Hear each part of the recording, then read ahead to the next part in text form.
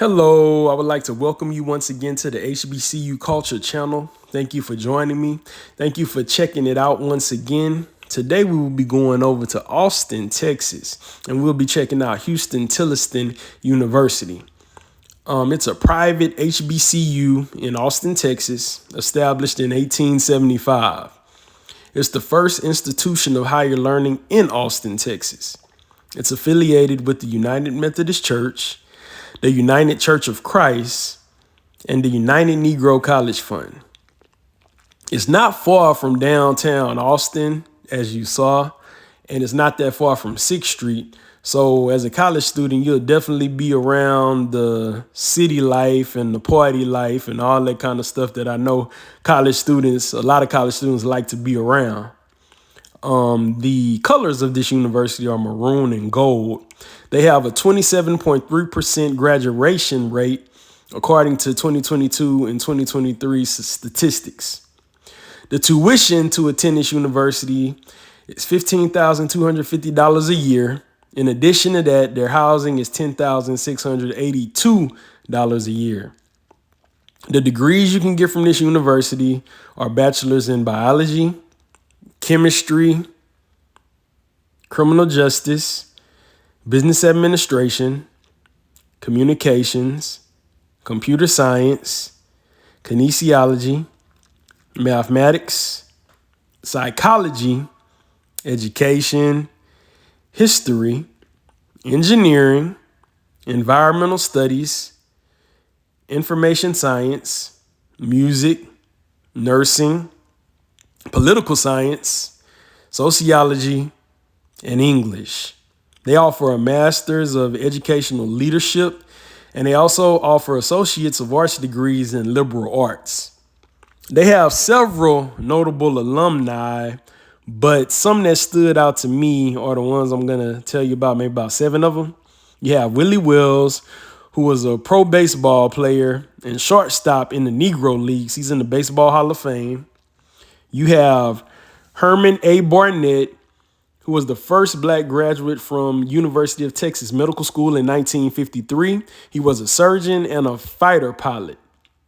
You have Christia Adair, who was a civil rights worker and teacher based in Texas. She actually desegregated department store dressing rooms. And I was curious about her name because there's a park in the Houston area where I grew up that's named after her. So when I saw this name, it really stuck out to me. Lucille Elizabeth Bishop Smith, who's an entrepreneur, chef, and inventor. She invented the first hot biscuit mix and was called the first African-American businesswoman in Texas. And being an entrepreneur, of course, this stuck out to me and interested me to learn about her and share about her. They also have Ahmed Johnson, who was a WWF wrestler and the first African-American to hold the Intercontinental Championship in the WWF. And I grew up a big wrestling fan. I'm sure a lot of other guys grew up as big wrestling fans. So this stood out to me. He was a part of the Nation of Domination. But going back watching podcasts and stuff where people like Farouk and Mark Henry and D'Lo Brown and all of them are talking about Ahmed Johnson, we realized that they weren't really that tight, which they kind of played that out in wrestling as well, if some of y'all remember. But got to put respect on the man's name because he was the first African-American to be the Intercontinental Champion. And he's from Texas and went to an HBCU, so that's pretty cool. And we also have Frederick Douglass Patterson, who was an academic administrator and president of Tuskegee University. Y'all know I love saying Tuskegee. And founder of the United Negro College Fund. Now, when I found out about Huston-Tillotson University, of course, it wasn't one of the ones that I would hear about a lot. I first heard about it when I was in college because we got a transfer student that ended up becoming my frat brother that went to that school before he came to Prairie View because he wanted to be in the band, I believe. I don't think they have symphonic band at Huston-Tillotson, but they don't have marching band.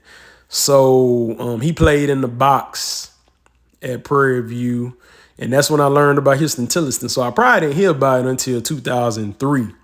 But of course, y'all know on my channel, I'm going to shed light on every HBCU that I can get to in person to show you about. And I'm going to get to all of them before it's all said and done, because I want youth and young adults, especially African-American youth and young adults, to get a chance to see these universities, get exposure to these universities, so that hopefully they'll end up going to these universities, because I'm a graduate of a HBCU and I know the type of care and attention that the professors give at these universities compared to other larger ones, PWI institutions, things like that. And I never went to a PWI. The only experience I have at a PWI is maybe Houston Community College. That's it.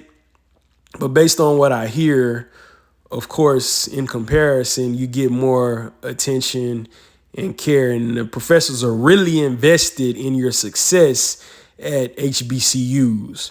So, I just feel like it's better for the community to go to these institutions as opposed to the other ones. Of course, the other ones are way more expensive as well. So that's another thing. But on my channel, you get to see what it would look like around the university for real. See if it's in the country, see if it's in the city, see it how you would see it if you were actually there. Because of course, when you watch other tours that maybe the university puts out or maybe other professional people put out, they're not going to show everything like that from the lens of someone who's actually seeing what's around there.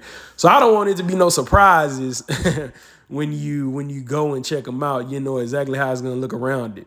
I wasn't able to get on the campus, but I did the best I could this time. Thanks for watching.